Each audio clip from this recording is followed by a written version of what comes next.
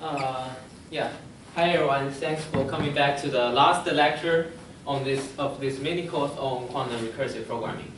So today we will finish our mini course. So first, we have already seen the definitions of quantum recursive programs in previous lectures, and we've also seen several examples of how this quantum recursive programming can provide some convenient description of quantum algorithms. So we have seen the expressive power of using quantum recursive programs. Now, in this lecture, we will continue to talk about the implementation of how to implement a quantum recursive program. So remember, this quantum recursive program provides a bridge between the human and the computer.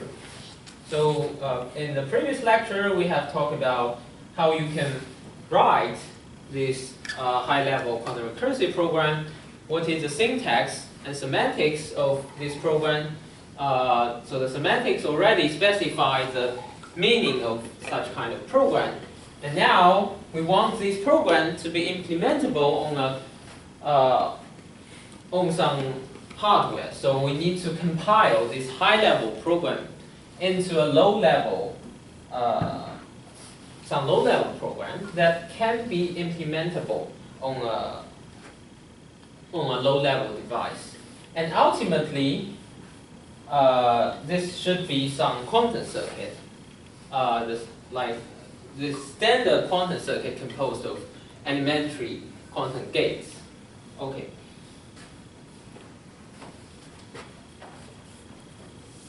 So remember, what is quantum recursion? Quantum recursion is a combination. Quantum recursion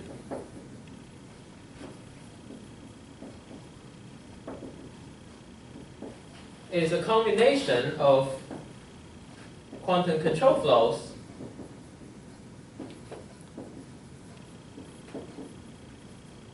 and recursive procedure call.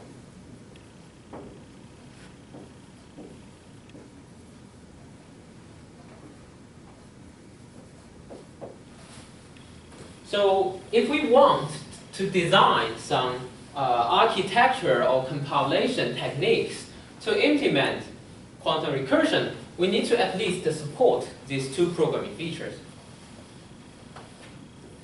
Now the question is, or the challenge is, these two features, they can interleave and interplay arbitrarily. So how can we support them together harmoniously?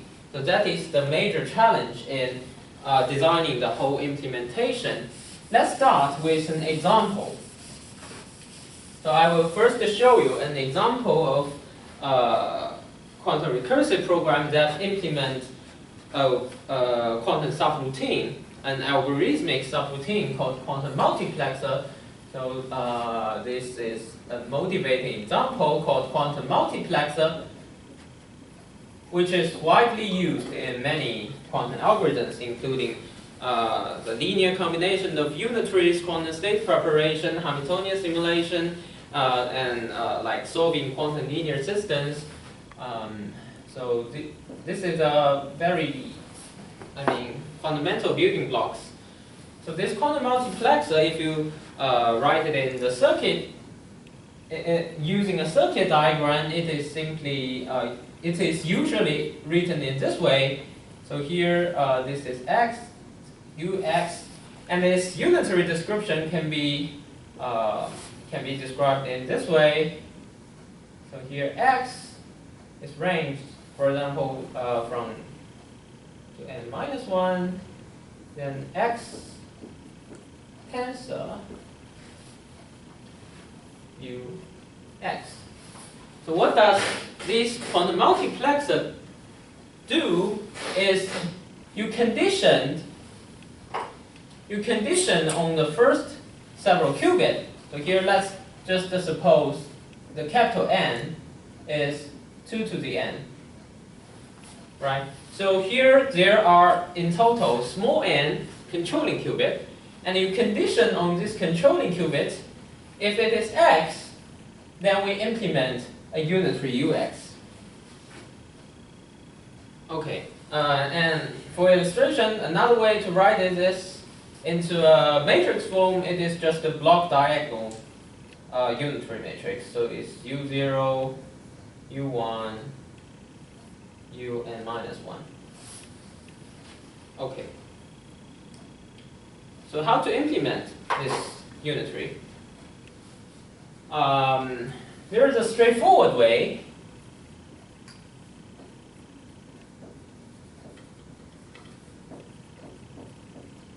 The straightforward way is you implement each of these control ux sequentially. That means we decompose u into, for example, control 0, u0 plus, maybe I should write it in, just to write it in the circuit diagram. So you just implement each of these control sequentially into, you write it as a product of this sequential composition. So let's take an example of n equals to 4. So that means you have 2 controlling qubits. So here n is 2, n is 4. And how to do this? Then you can do u0, right? u1,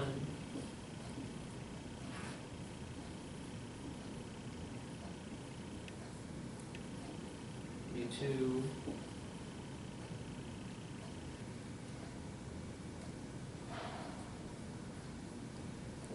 and u3. Okay. So suppose each the time cost for implementing each of these u1 to u3 to be t0, t1, t2, t3.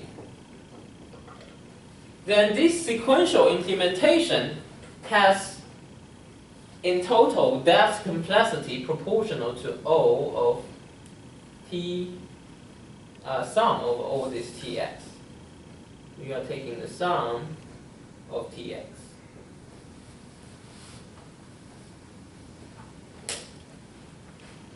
But in fact, there is a more depth-efficient implementation of this quantum multiplexer. So there are 2 papers, the 22 and the 24. They show by some manual design of the quantum circuit, you have an implementation. So here, for example, we are considering the depth complexity. So the depth, it means, just the depth. And they can achieve a better depth using a parallel implementation for this quantum multiplexer that is plus max x tx. So as you can see here, this is max tx compared to sum of tx. And if, since the capital N is exponential in the small n, that means this one is exponentially smaller than this one. So that means this parallel implementation is exponentially better than this one.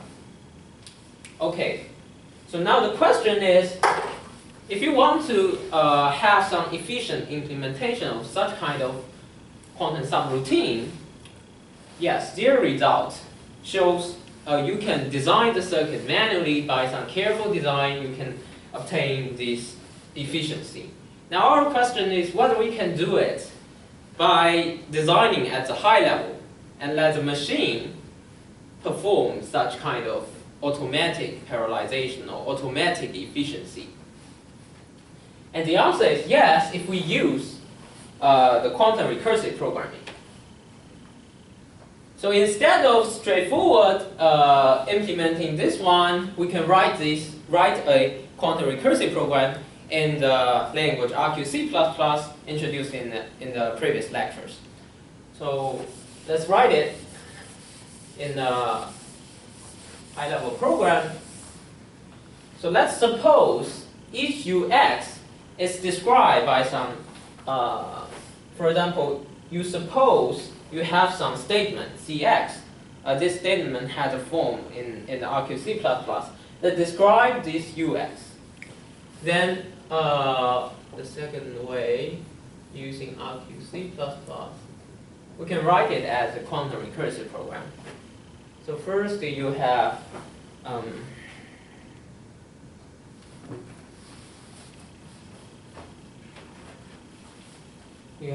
P, K, X. If K equals to 0, then Qx else do Q if Qk 0 to P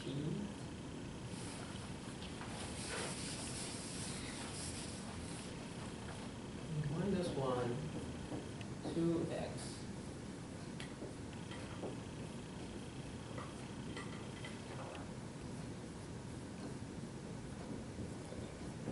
plus 1.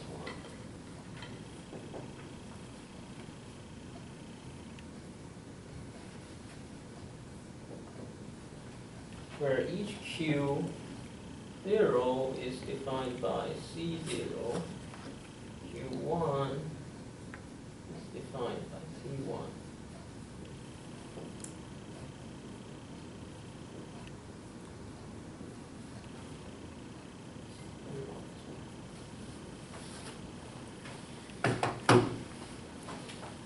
Okay.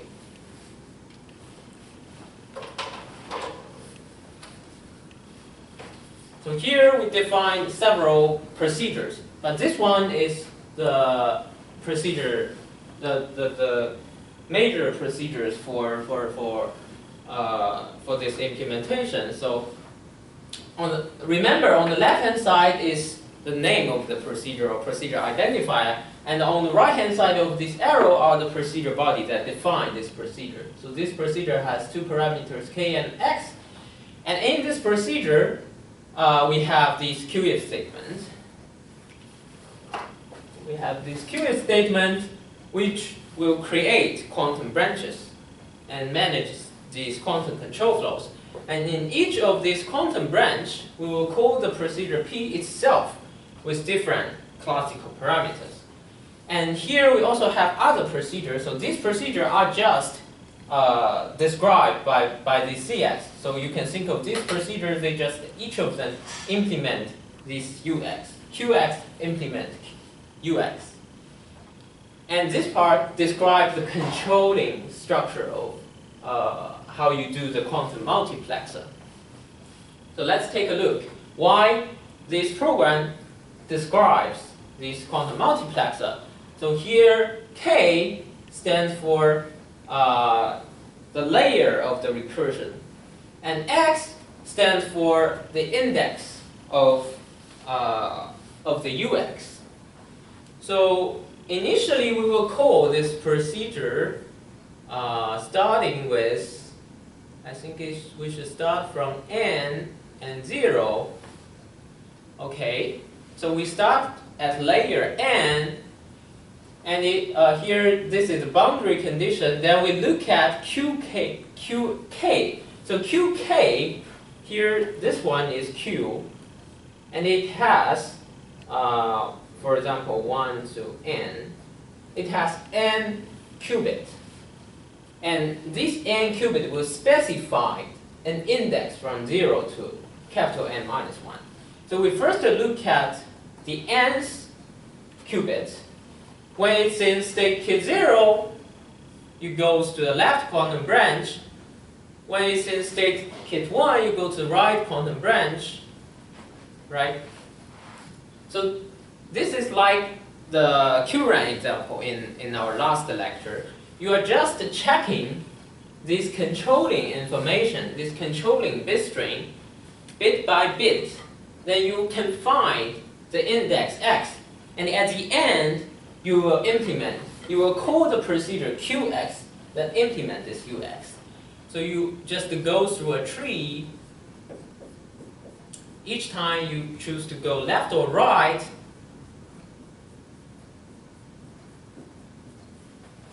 and here is 0, 1, 2, 3, to n minus 1. So you have these indexed on the leaf nodes. And each time you just choose to go left or right, depending on this qk, where k will decrease from n to 0. And at the 0 layer, that is the leaf layer, you will call the procedure qx. So here you will call q0. Here is some qi, you will call qx, you will call qx. Okay, so yeah, so these are just the change of these recursive call parameters. And as you can see, the depth of this tree should be n, small n. But the total number of nodes on the leafed layer would be capital N, which is 2 to the n. Is there any question so far about this example?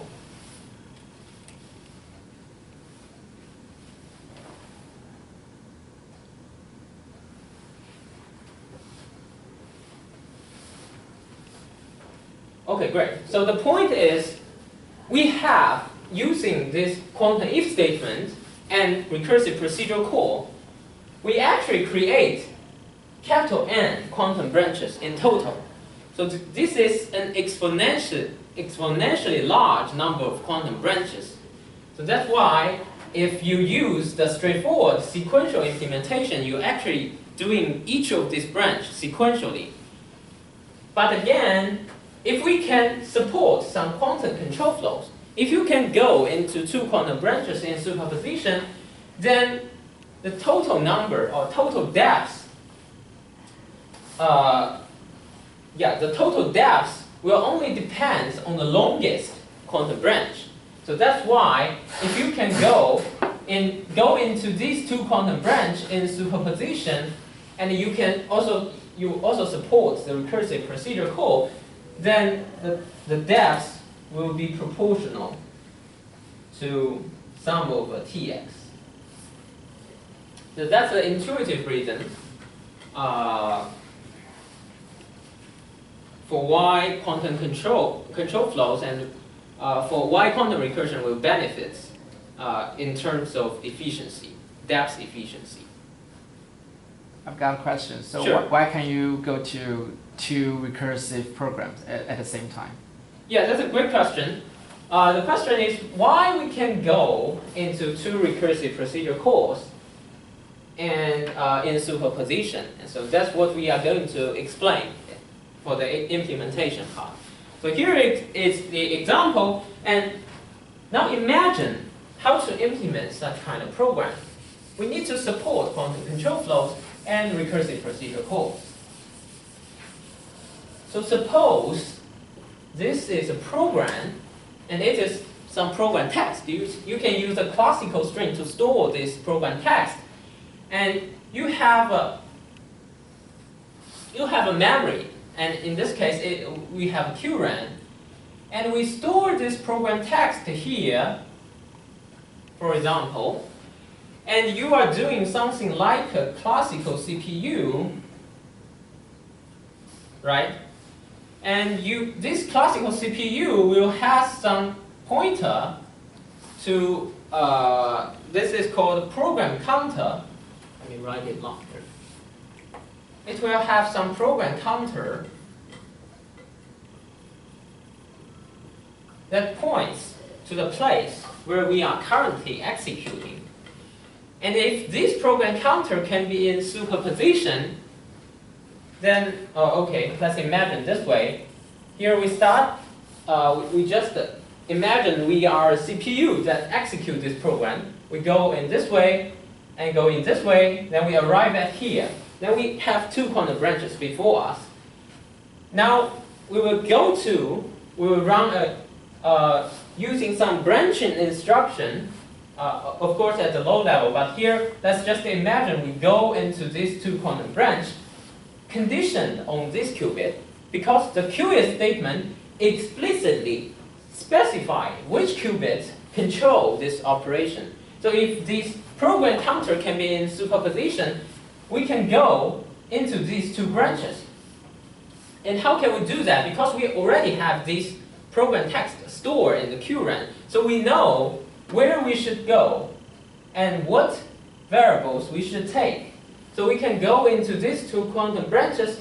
So at this point, this QK will create two branches. So this QK, I should say in this way. So you, at a certain point, you will have some kind of this state. For example, QK is in the plus state. Then we have, for example, QK is in this state, right? This is QK. And we are actually using these as controlling qubits. So we are doing this PC 0 will be corresponds to 0 plus 1 PC1. And here, of course, we have other registers and other the remaining systems will also be entangled with these controlling qubits. And these two PC can be points to different address, can be point to different point. I mean, this one can be also PC0, PC1. You are doing these two in superposition, so you can go into different places and read the program text and continue to execute. So that's the rough intuition. Okay, so maybe we can just continue and you will see how this works. Okay. So how this works, we will talk about three parts. Hopefully, okay, maybe we don't have that much time to get into every details, but we will have a high-level overview of this. So first, we need an architecture with instruction sets. So remember, as I mentioned previously, we want some low-level, some architecture working like classical CPU that can read instructions one by one and update your program counter. So this requires you to work at a low level, like some instruction level. So we need to design a new architecture that supports both quantum control flows and recursive procedure calls. And we also need a compilation, actually an implementation process. So this includes compilation. So we need an implementation process. Implementation process. This includes compilation. So compilation is from RQC++. So here we need an instruction set. Let us call it QINS. That's the instruction set. We compile the high-level program RQC++ to this instruction QINS. And actually, compilation is not enough because we need to support these quantum control flows and actually to support quantum recursion. There is some challenges, and we need to record some additional information. So that requires us to do some partial evaluation of quantum control flows. I will explain this later. We need to do some partial evaluations. And finally, using this partial evaluation result, this will also be stored into the QRAM together with the compiled program in QINS.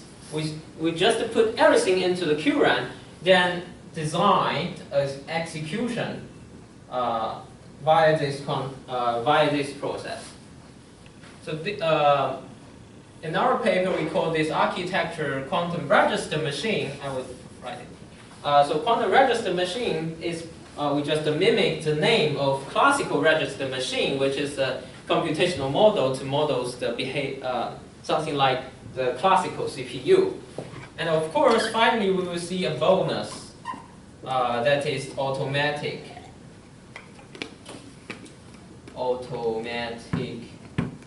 parallelization.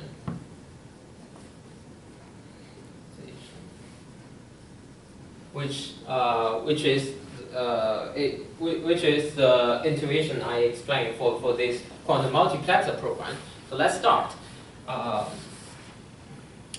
will just write it on that way.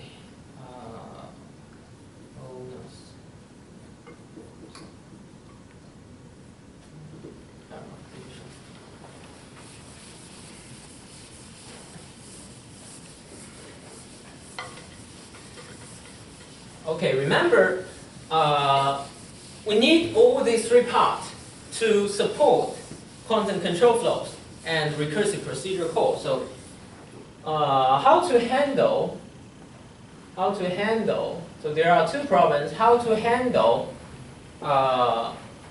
quantum control flows. Let's just write it as quantum control flow. So previously, there is a work by Yuan, Villani, and Carbon in 24. They proposed a architecture called quantum control machine.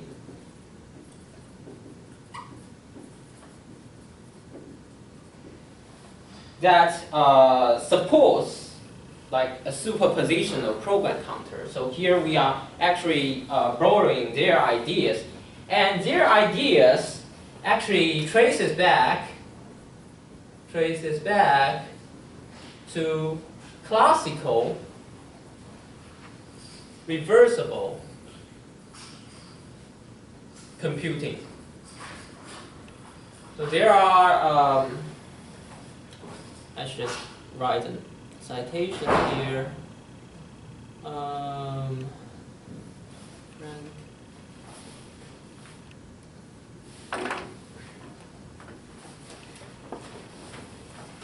So there are a lot of classical results on reversible programming. So why they are related? Because quantum allows the quantum dynamics is described by unitary, and unitary is essentially reversible. So there are some tools and techniques from reversible computing that can be useful here. AGY07 and yeah. So there are a lot of results here. So there are this quantum control machine idea is just to put the program counter into superposition. But our work compared to their work is we need to support an additional feature of recursive procedure call. And we also need to do the compilation process. And their work is mostly focused on the architecture level or low level. So they only focus on how you can write a program and using low level instructions. But here we are doing some quantum recursion stuff. We are doing at high level, so we also need to first compile this high level program into low level, then use an architecture to support these two features. So okay, so the idea is you put the so-called program counter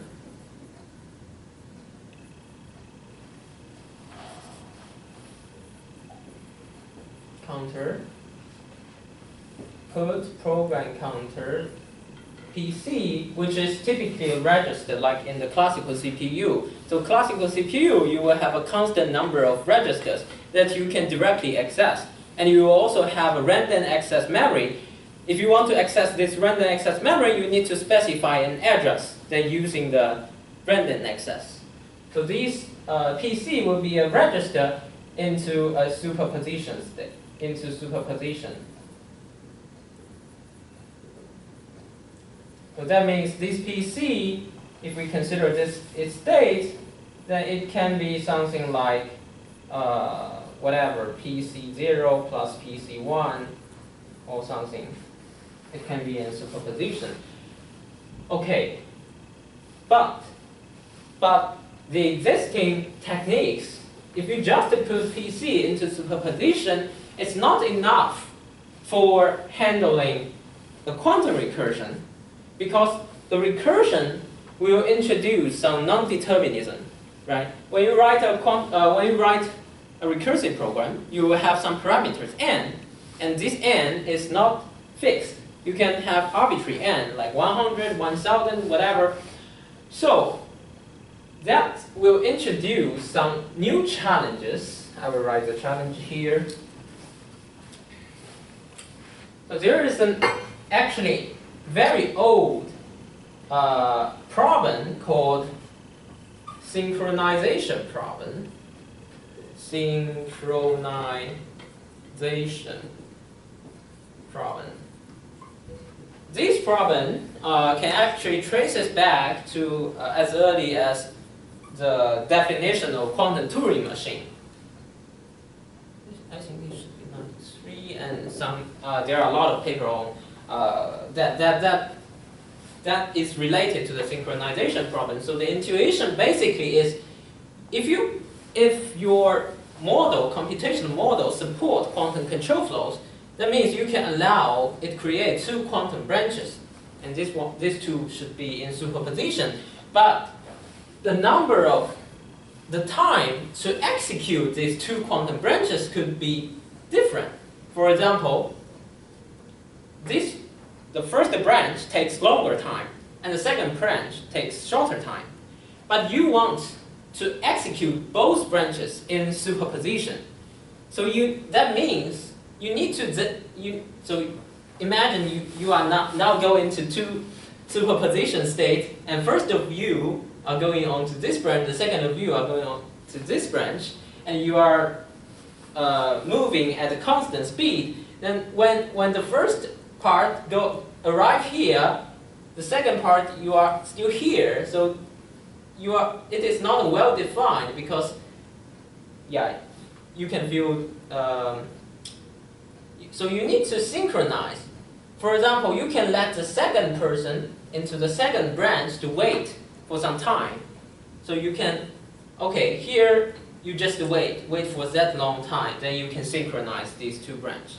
But there's no, universal way to resolve this problem. Like in the initial definition of quantum Turing machine, since quantum Turing machine can also go into two quantum branches, you need to their solution to this problem is you fix the time where you make the measurement. So and there's still some problem about this. There is some further problem, because when you have quantum recursion, this recursion might contain some undecidable problem. For example, one of the branch you might go into you contain some halting problem. You want to compute some famous mathematical conjecture and verify it, so it might not terminate. And in this case, one of the branches is non-terminating, and then the other is terminating. Then how to make this synchronized? Okay, so that's a very great question, but we only partially resolve this problem within our framework. So I should first mention how this paper how they handle these challenges. So the idea is very simple. So you have two quantum branches, and if you correspond to the instruction, so this is a program composed of low-level instructions. For example, this is the first quantum branch, this is the second quantum branch. Okay, the first might be longer. We don't care about this part. The first might be longer, and second is shorter. Then they just insert some no operation instructions here. So you just add a lot of no op here to make the length of the second branch to be equal to the first branch. And in this case, you can still, you are actually doing nothing at here to synchronize these two branches. But the question here for our quantum recursion is recursion introduced non-determinism. That means you actually don't know beforehand how long you will go into one of the branch. Because in this branch, if you have quantum recursion, then it might create another two branches. It just call the procedure, and you call the procedure again. Okay, you don't know when you will end. And if you want to synchronize it, you need to change this program text for each of these parameters. That means once you fix the procedure call parameters, okay, then it's like this case. You can inserting some non-operations into that. But if n is not fixed, of course, when you do the compilation, you don't want to compile it for some specific input parameters. You want to compile for all parameters into a single program, right? So we need to do this dynamically and automatically. We do not want to change the program text. Okay. So now our solution is, okay, you can do this part, the partial evaluation. So partial evaluation is you are just given the classical input, and this classical input will determine your initial parameters. For example, in our, remember that quantum multiplexer program, you have some two parameters, right? And you call this procedure with parameter n and 0. So now, once you have n and 0, if they are fixed, then first, this program is not fixed when you are only given classical input, because the quantum input is still, unknown. So you cannot fully execute this program when the quantum input is not known. But if you have the classical input, you can do partial evaluation. So you only evaluate partially, but this partial information already give you all the information of the quantum control flows. So that's, I will explain this in more details, but the intuition is, once you have this classical input, then since our high-level programming language, RQC++, in this language, all of the classical variables are used to control this program. So that means the control of the program are fully determined, or not, I cannot say fully determined, but once you have these classical variables, you actually know the quantum control flow structure in this program. And this is the partial evaluation result. Actually, we will store it into some data structure.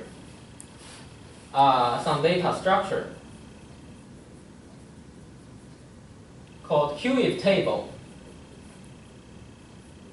So this QIF table will store the history of all quantum branching, and once we have this partial evaluation result, we will just put it into the QRAN. So here is a program, here is a partial evaluation result. We just put it together, then execute this program with the aid of this partial evaluation result. Okay, that's the rough intuition, and then I will go into some of the details. Is there any questions so far?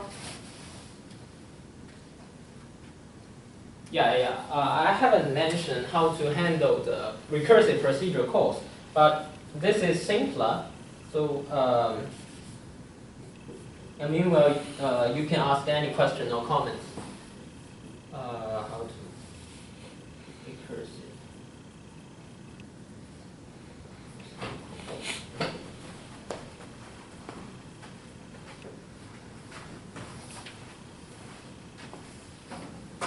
Yeah, and to handle recursive procedure calls, yeah, question. So how do you, so you said that the undeterminism is unsolvable. Yeah, in general, unsolvable, right?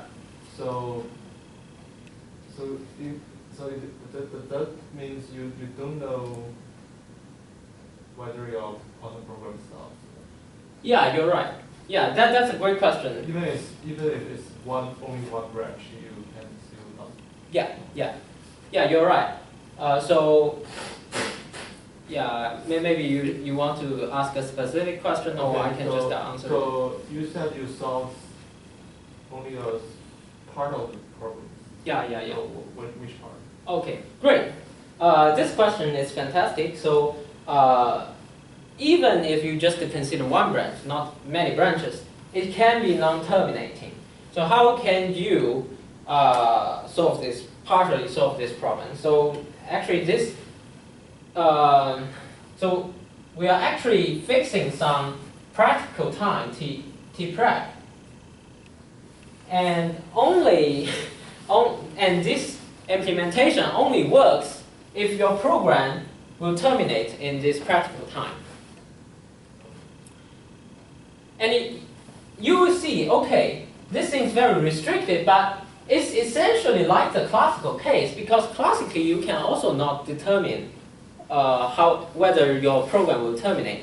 If you want to determine that, you have to execute it for some time, And if the program does not terminate within that time, for example, I only want to run this program for 1 day, and if that it does not terminate, then we just assume this program returns some error. So you time out some timeout error. And yeah, and actually that's why I say we cannot fully resolve this problem. We just circumvent the termination problem. Yeah. Okay. So for recursive procedure call, we just do something like the classical case. So classically, it is to handle the recursion. Typically, we will allocate a call stack, into the random access memory. And each time when you go into a further recursive procedure call, you will increase the topmost stack frame in the stack. Then, yeah. So this is rather standard way, but of course, in this case, we are in the QRAM, so everything can be in the quantum superposition. Okay, so let me start with the architecture. We will quickly go through this architecture and maybe put more focus on the partial evaluation part, which is more, which is more interesting maybe. Okay, so the architecture, we call it quantum register machine. Let me just draw the storage component of this architecture. So you will have some system register. So this, so this architecture first it's like the classical architecture. You have some registers. You have the memory. Then you will use a set of instructions to describe, okay, how to we do some add operations. We do some load operation, how to interact between these registers and access and the memory. So the registers will consist of user register and system register. So user register can be used by your program, and the system register is used for the execution. So there we assume we have a constant number of user registers, say R1 to Rm, and we have a constant number of system registers. So what are these registers? We have PC. PC stands for program counter, and I will just copy it here. So we have PC ins range O Q is Q B wait SP, and this is our QRAN. Right. This is program. This is simple table.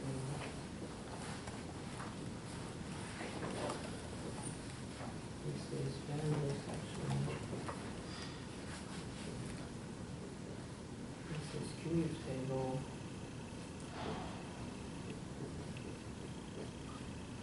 This is step. Okay. And each step, we have some step frame. Step frame, these are parameters. These are return, offset. These are locals. Okay. So these will be quantum registers, and these will be QRAM. Okay, let me explain what these system registers stand for. So here I should distinguish these parts. So these parts are introduced in our paper to handle the quantum control flows. And the remaining parts, remaining quantum, these system registers are borrowed from the classical reversible architecture. So this PC is, again, the program counter. It will point to the current instructions you are executing. This one is the instruction register. So you PC pointed, you do some fetch operation. You fetch out this instruction and store into this instruction register. Then you decode the instruction you read. This BR is a branching offset. So for example, when you for example, you have some procedure call, you call this procedure, so you need to move the program counter to the declaration of that procedure. So you will need to some branch offset the records. Okay, where should I move? You store that value into this branching register. This is return offset. So you go to there, you do a procedure call, but you need to also store where you should return, because when you finished, so here you have some procedure, you have another procedure. At some point, okay, we call this procedure P. This is the definition. We call this procedure, so we should change the current PC, which is point here. You need to change it to here. So you need to have this offset delta stored in this branch. But you also need to store, when you finish, when you run through this program, you need to return here. So return here will be stored in this RO. And since you have recursive procedure call, these values will actually be pushed into the stacks. So you can do arbitrary recursion. Okay, so these, but these registers are rather standard like the classical ones, and they are introduced by the classical reversible computing. And here SP is stack pointer, which just points to the top of the stack. And each stack, I haven't explained the QRAM part. Let's just first focus on this QRAM part. So the QRAM will be split into several sections. The first section will store the compiled program. So this compiled program is written in the low-level instruction language QINS. The first compile this RQC++ to QINS and put this program into this program section. Then we have symbol table. Let's just omit that currently. We have this variable section. So this program might contain classical variables, quantum variables, and their value will be stored into this section. Then this is the QIF table, which again for the QIF, let's focus on it later. Then the stack, and each stack, stack composed of many stack frames, and each of this frame has the following format. You first store the parameters, then the return offset, and the local variables you used, or other local values you used during the procedural call. Okay, but the red part are rather standard. For the blue part, we have this QIF table, which we previously mentioned. It will store a classical data structure that records all the history of quantum branching. And this is obtained by the partial evaluation stage. So you first compile it, then you do a partial evaluation, you obtain some data structure, you put it into this QIF table. And in the execution, execution you just repeat in each cycle. You do the same thing, you cyc, which is a unitary, then you cyc, you just repeat, do this same unitary. You cyc at each instruction, so you have this clock go one by one, then at each instruction cycle you do this ucyc. And this ucyc will use the information in these registers, and it can also access this QRAN because this register, they store some pointer to this QRAN, right? Okay, so what is these registers? These registers here, QIF-V, will be, so QIF table, it will be a data structure. We will explain very soon. So it's like a, kind of like a tree, but not a tree, but in general a graph. And this QIF-V will point to the current node on this graph. And on this graph, you will know, you will have the history of this quantum branching. And at each node, you will know, at this point, how many number of instruction cycles I need to wait. So this is for the synchronization. For example, you go into 2 quantum branches, right? If you do a partial evaluation, we can evaluate the length of this part. And in this data structure, for example, this length is just a t. Then we can store the value of t into this data structures at some point. We just store the t here. So once when you implement this ucyc, you can use QIF-V to read that t. So if you need to wait, I would just wait here for t number of instruction cycles. Then it will synchronize. Okay. So QIF-W, when there are other registers for this to work, but basically you are just reading the result of your partial evaluation, and that will help you to synchronize 2 quantum branches. Yeah, so that's the architecture part. Is there any question for this part? Why do you need to synchronize? Sorry? Why do you need to synchronize? Oh, great. So the question is why we need to synchronize. The reason is we want to go into these 2 quantum branches in superposition. And this is, you need to do them together. So that means here, this is our CPU. So you first arrive at here, then the PC will into a superposition state. This is 0, this is 1, right? You go from here, then after 1 step, you go to here, right? After 1 step, you go to here. Okay, now is a problem. Here we are not finishing this whole branch. Here we already finished this branch. So what is the next step? I don't know the next step because the next step is already here, right? After 1 step of execution, the second branch will go to here if we do not wait for this time.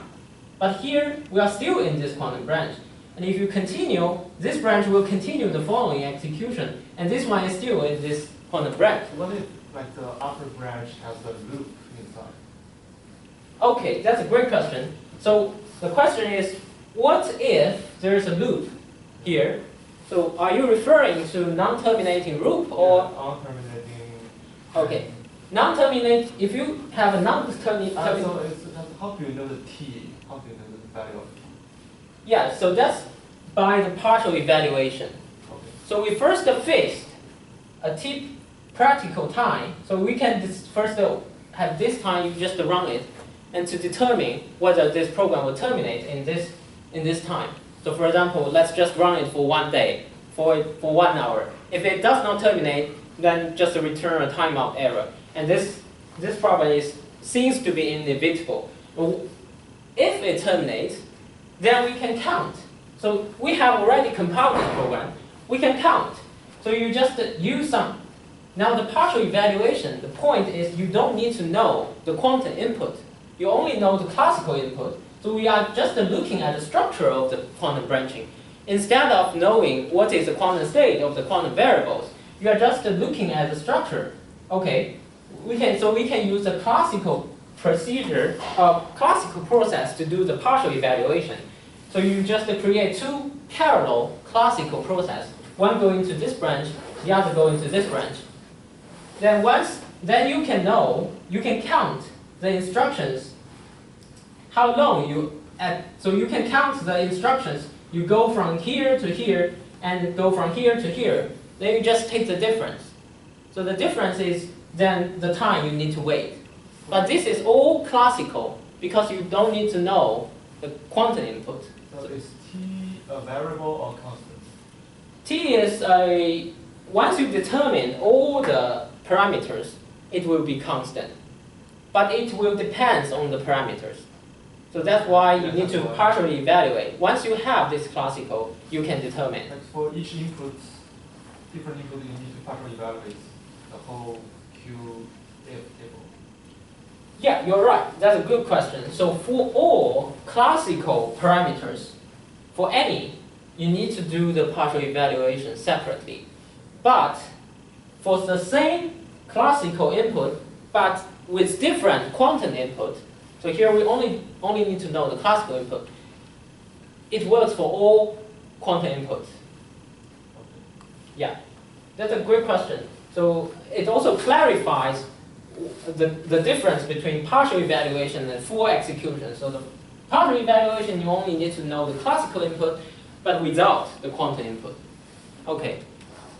So maybe we can continue to talk about partial evaluation because this seems to be the most interesting part.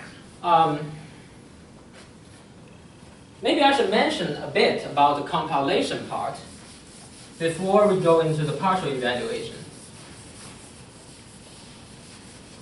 I will just give you an overview of what the compilation part does, but will not get into the details.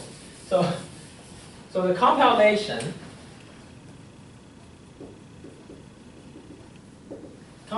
will consist of 3 passes. So in compilation, we have multiple passes, and each of the passes we will compile it into an intermediate language, right? So first, we start from RQC++, right? Then we first do a high-level transformation.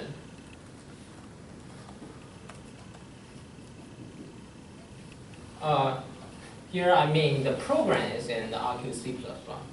For example, you start with some program, high, no, just the P. It is in RQC++. You do some high-level transformation, and there's nothing to do with the instruction. You change it to some PH. It will follow the similar syntax. So let's just write it as RQC++, maybe some prime. So there's slight difference, but it still follows the syntax of RQC++. So you're just doing at high level. Then you use the high to mid level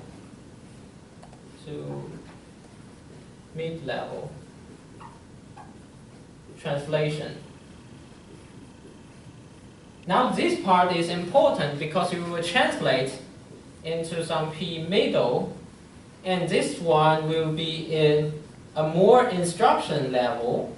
Let's write the prime here because it is not equal to the QINS. So in this Q mid-level language, you do not consider the memory allocation, but it will be written in the instruction level language without the memory allocation. And finally, you will do a mid to low level translation. And this one will finally compile it into this low level, which is in QINS. So here you need to consider how to allocate these variables, where I should store variables here or there. You just include the memory allocation. I should also mention this high-level transformation. The target of the high-level transformation is for automatic uncomputation of classical variables.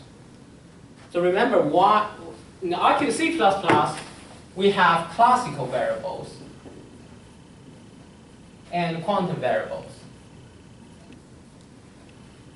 But the overall program will describe a unitary, so this unitary is reversible. However, for classical variables, you can do something like this, right? Let's write it as plus y, for example. And this might maybe just let x to be 1. This is not a reversible computation. So how can you embed it into a unitary? So there are some standard techniques of making irreversible computation reversible by introducing some garbage. So for example, these are called Landauer, and Bennett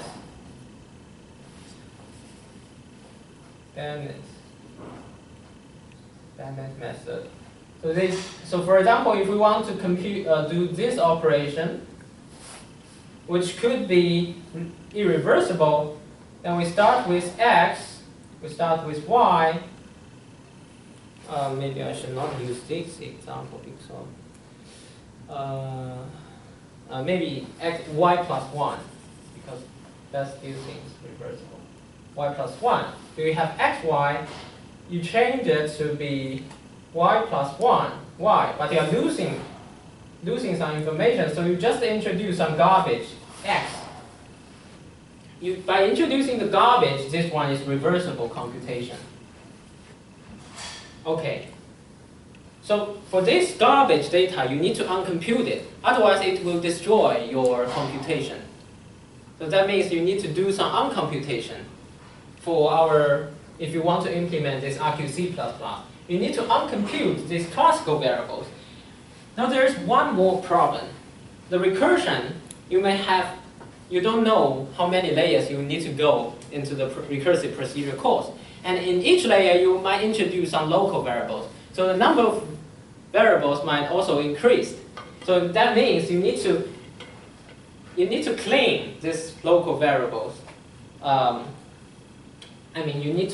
You cannot store a full history of your whole execution. You need to clean it locally. So that's why we need to do some high-level transformation.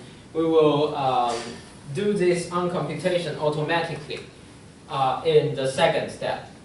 So once you perform this high-level transformation, and in this step, all of the uncomputation, if you have a procedure call, or if you have a procedure definition, you do some classical variables, irreversible computation. For example, you do something like that, right? And we will push all of the uncomputation to the end of the procedure body. So at this point, we will do some reversed instructions to uncompute this one, to uncompute x, for example. Okay. Sorry, it's a bit hurry, but is there any question about this part?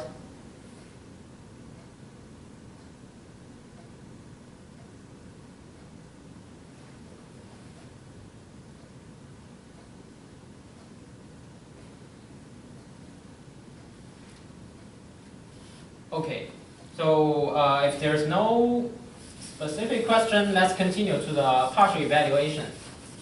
Just get you some flavor of how partial evaluation works and how to design that QIF table data structure.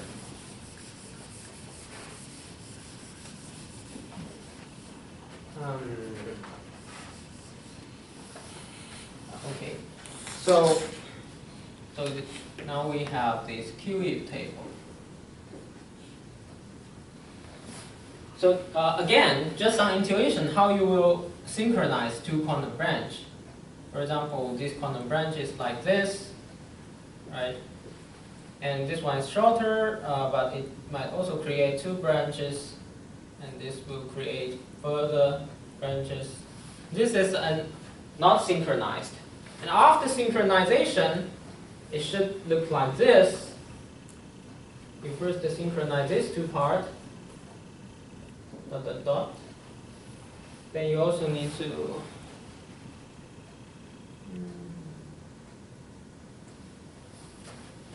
also match this one, dot, dot, dot. And also this one, dot, dot, dot.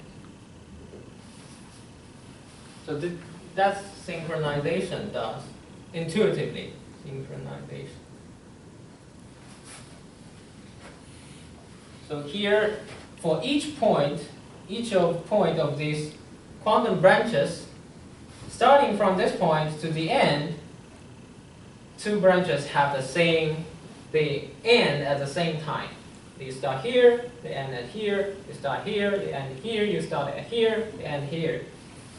So if you can synchronize in this way, then you have some quantum control flows arriving here. You create two branches at the same speed, and you create two branches at the same speed. Okay, all of them will end at the same time.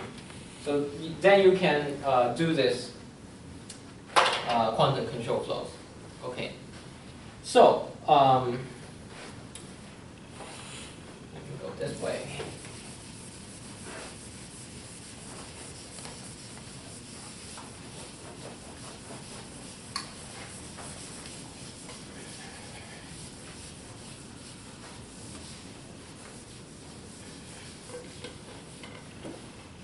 The QF table. So the idea is, once we have, so remember the QF statement. So we need to go back to the syntax of the RQC plasma. The QF statement is like this. C0.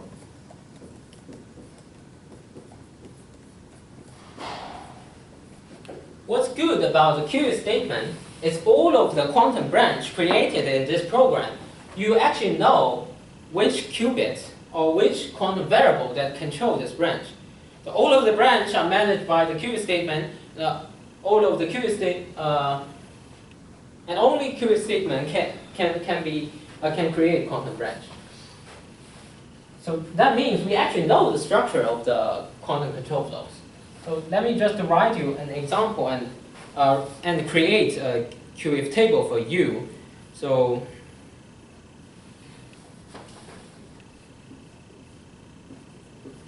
I think this can be better illustrated by examples. So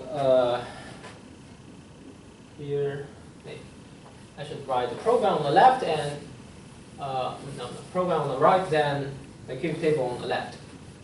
So and if here is just an artificial example. An artificial example, Pn, if n is equal to 0, then Qn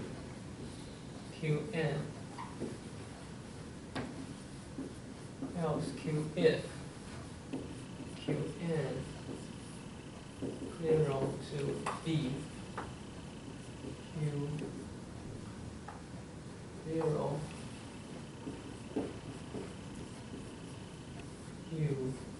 Q1.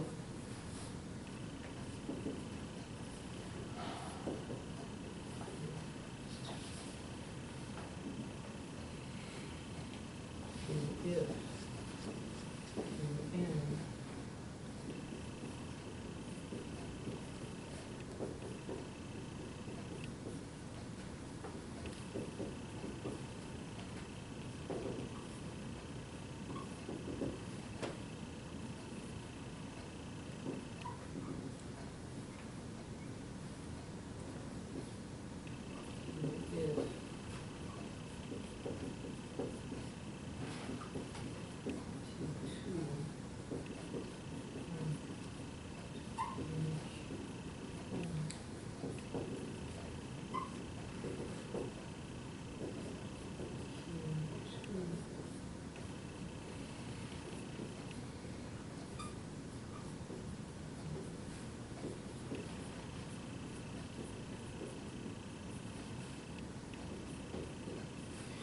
Okay, good.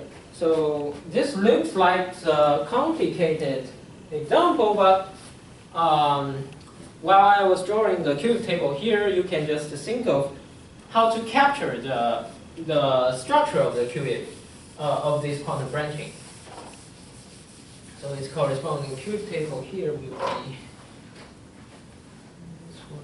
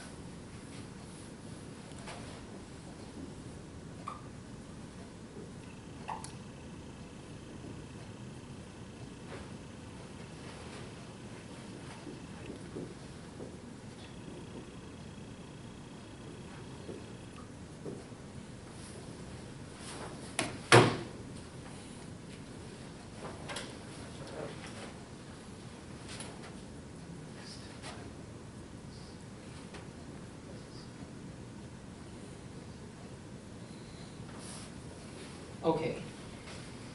So here, the next stands for the, okay, I should say, these nodes, these black nodes stand for instantiation of Q if a quantum branch. And these are, the white node are just the ancilla node. We can just don't care about ancilla node. So what does this, so here are also links, right?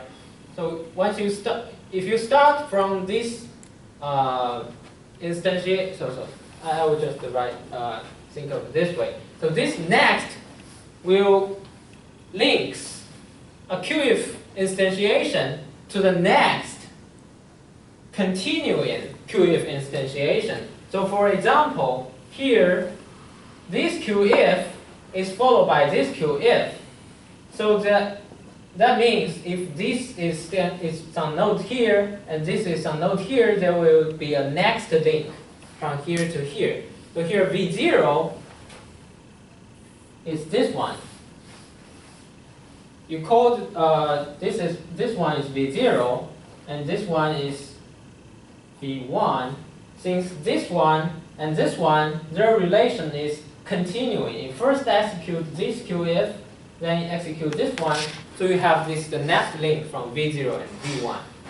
So what are these links? FC stands for first Trojan, LC stands for the last Trojan. So these links will store the nesting relation between the QF. For example, in this QF statement, you will call this procedure P2. And in P, you call this procedure, right? You call this procedure, then I run this way, there's a QF here. So this QF will correspond to V2, its first instantiation. So V0, you call this QF you have a nested children, V2. So here V0 will point to V2.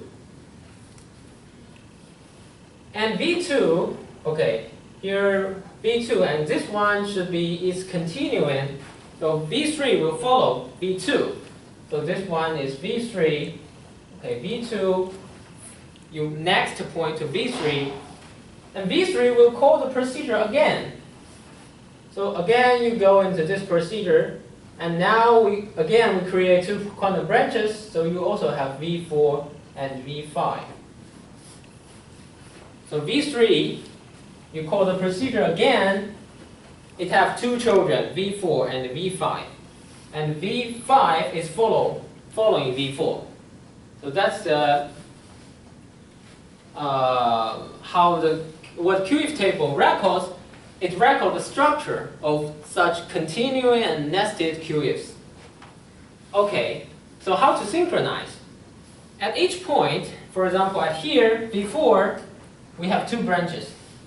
For example, at here, you don't have procedure call. You have left and right, they just go into one steps. So that means V1, you can count the number of instructions. You go from V1 to this point and V1 to this point. And since they are both 1, you can record 0 here because you do not need to wait. Oh, sorry. You can record 0 at both points because you don't need to wait. But for other branches, for example, I should say, so basically you can calculate the length of the quantum branch, right? You can calculate the length. So for two branches, when you want to merge them together, you can just record some value W here to record the difference of these two quantum branches.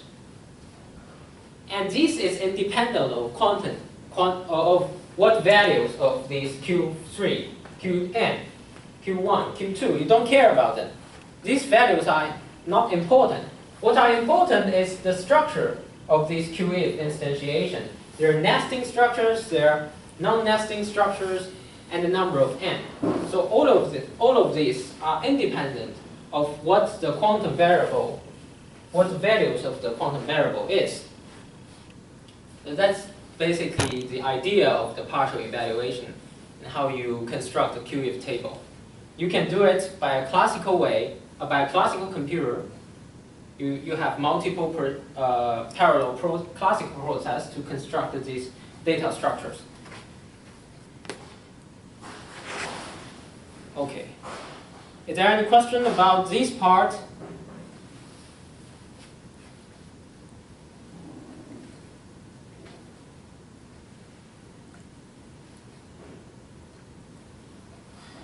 Okay, great. Maybe I should wrap up now because we are going to the end of this lecture. So I will mention a bit about the execution, then I will conclude.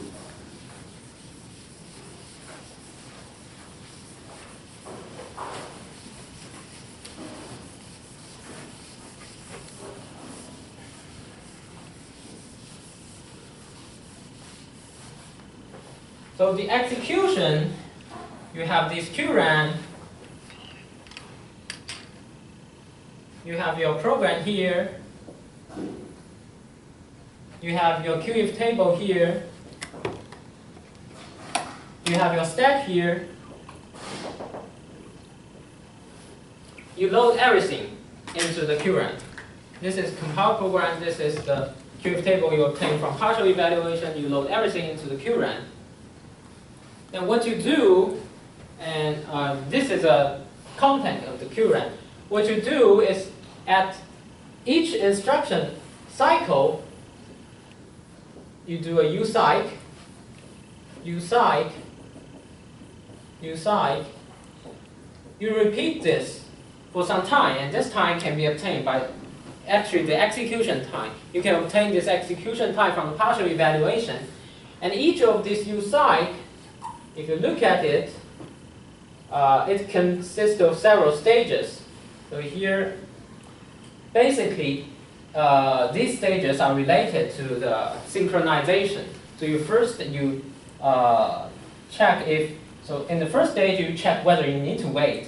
If you do not need to wait, then you can do some U execution. Then you have some uncomputation to uncompute those wait flags. So U execution here, so this is U main, this is U psych, this is U execution. Your execution is like a classical CPU. You also have several stages. The first stage, you do some fetch. Second stage, you decode, execute. Then you unfetch. Then you branch. So each of these parts is also, you can also write it as a unitary that can be decomposed into elementary 1 and 2 qubit gates. So although you have a very large QRAM, each of these unitary, they only, apart from QRAM, they only involve a constant number of registers. So each of them can still do in a fairly efficient way, and the result is okay. After you use this, after you use such kind of implementation, the depth complexity will be only proportional to the longest quantum branch in your quantum recursive program. So that is kind of efficient, and for the quantum multiplexer, we can also achieve a runtime that is roughly proportional to the max of Tx. Max of Tx. Of course, with some factors here, but it's roughly proportional to the max of Tx, which recovers the parallel speedup of the manual design. Okay, let me conclude. For this whole mini course, so there is only one take-home message.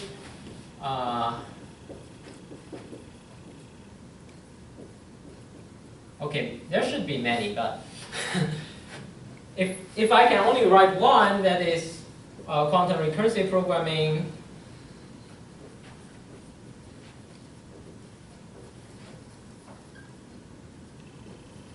is win-win. First, you can have your convenient description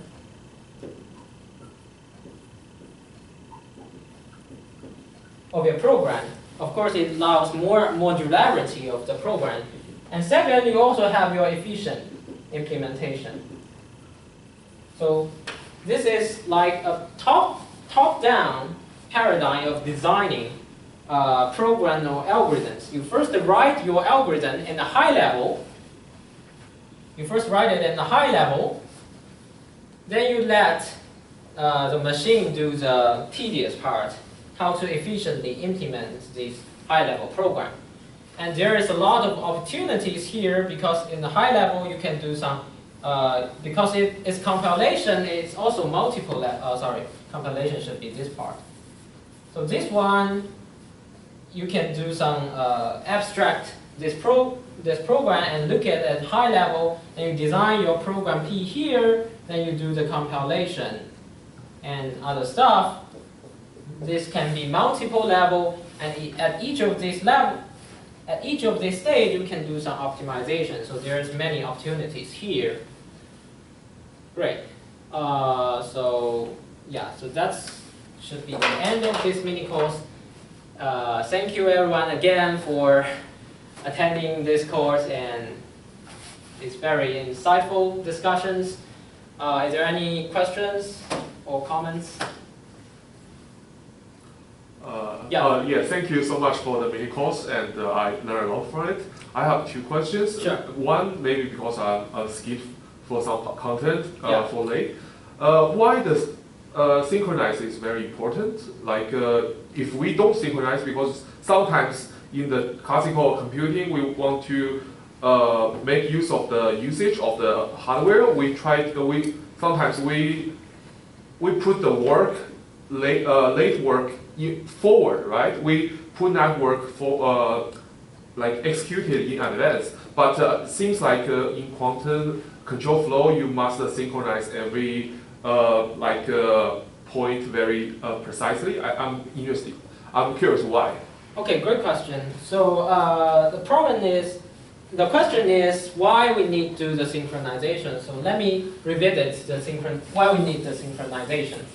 So here, if you use one sentence to explain this reason, just for we want to preserve the semantics of the QF statement.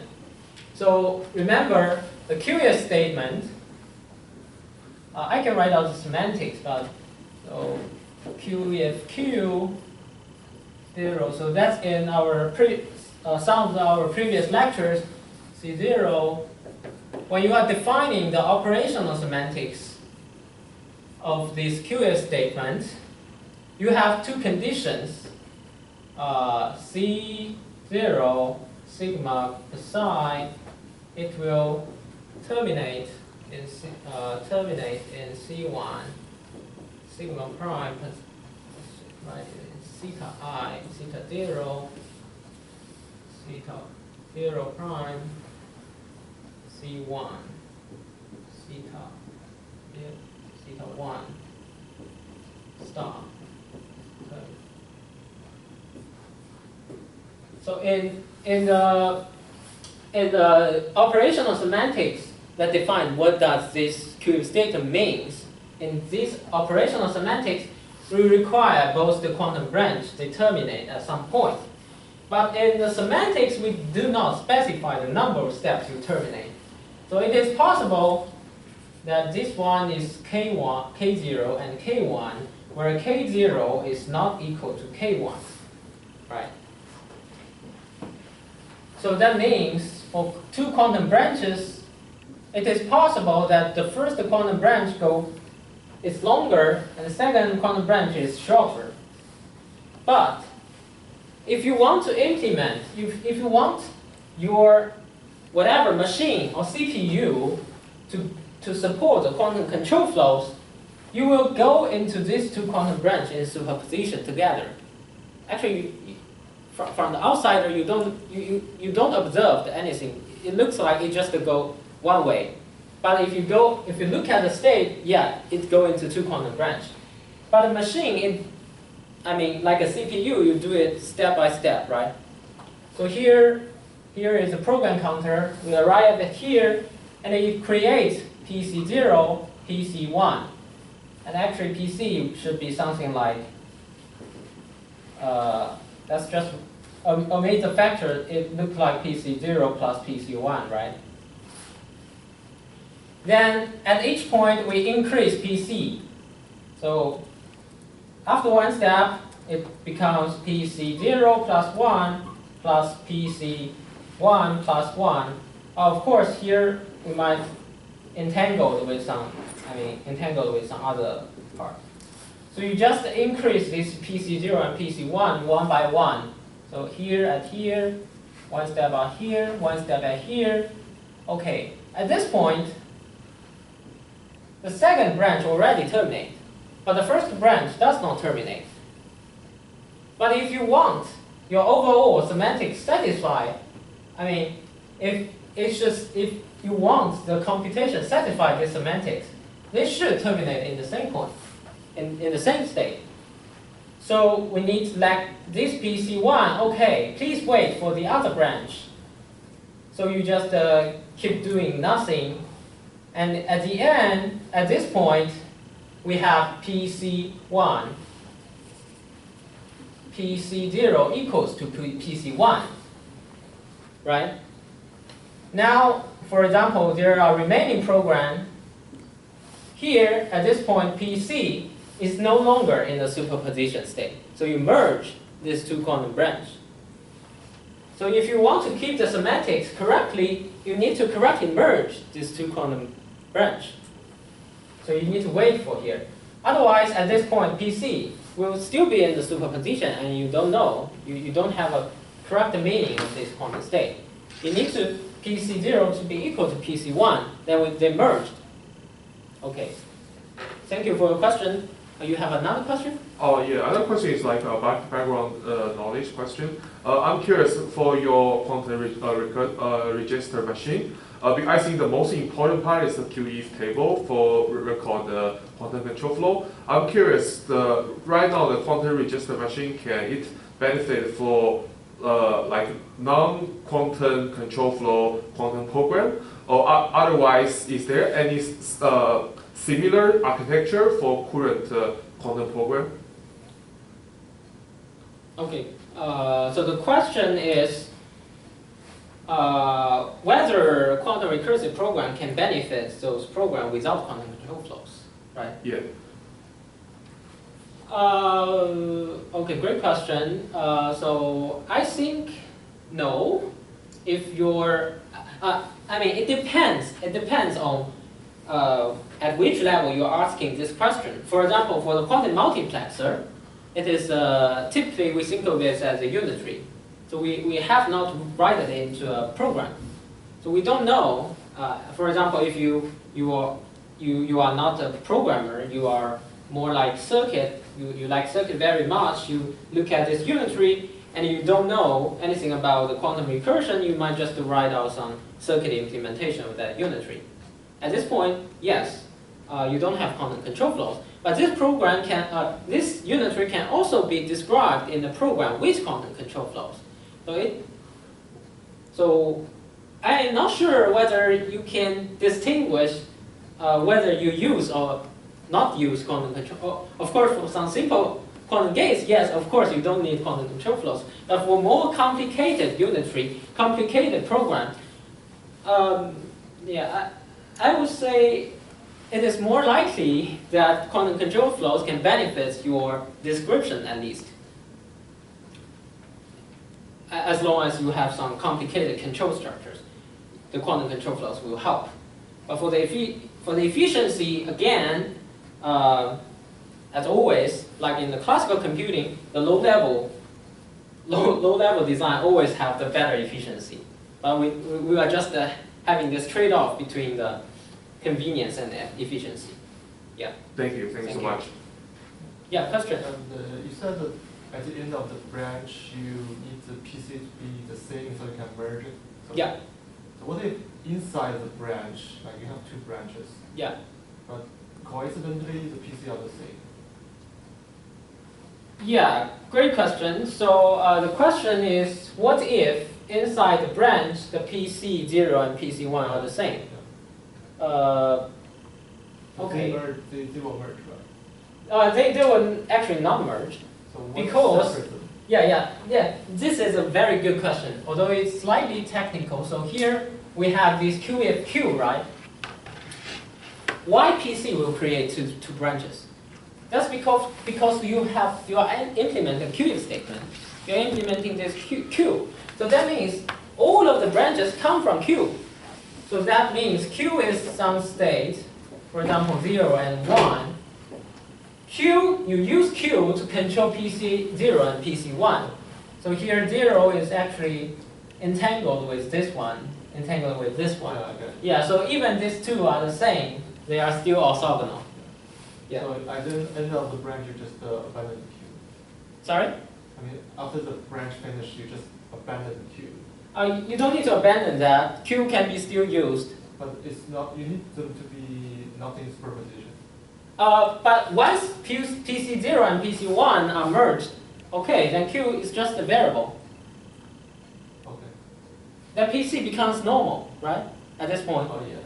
Yeah, and of course, it depends on which level you are considering, because PC might be still in the large superposition, so you are just creating many branches. Okay, at this point, they merged, but in the larger view, they might be still in superposition. Okay, good question.